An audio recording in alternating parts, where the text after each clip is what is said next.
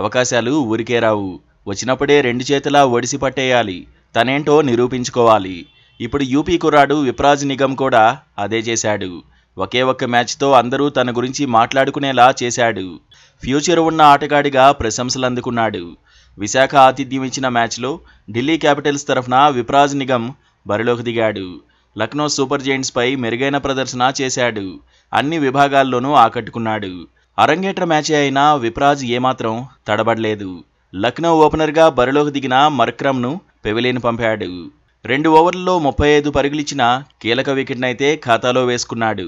ఆ తర్వాత బ్యాటింగ్లో మ్యాజిక్ చేశాడు. 113 పరుగులకే ఢిల్లీ క్యాపిటల్స్ 6 వికెట్లు కోల్పోయిన దశలో నిలబడ్డాడు. ఒత్తిడిని తట్టుకున్నాడు. అశుతోష్కు మద్దతుగా నిలిచాడు. 13వ ఓవర్లో బరిలోకి దిగిన విప్రాజ్ తుఫాన్లా విరుచుకుపడ్డాడు. 15 బంతుల్లోనే 39 పరుగులు సాధించాడు. అశుతోష్తో కలిసి 55 పరుగుల భాగస్వామ్యాన్ని నమోదు చేశాడు.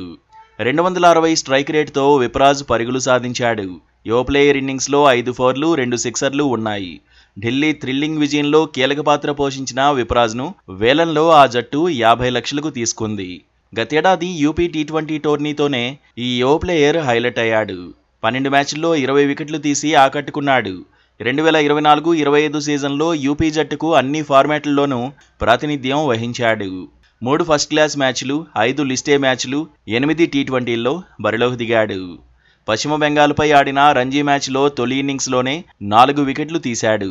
రెండో ఇన్నింగ్స్లో 2 వికెట్లు దక్కించుకున్నాడు. 3 రంజీ మ్యాచ్ల్లో కలిపి 13 వికెట్లు సాధించాడు. సయ్యద్ ముస్తాక్ అలీ టోర్నీలోనూ మెరిశాడు.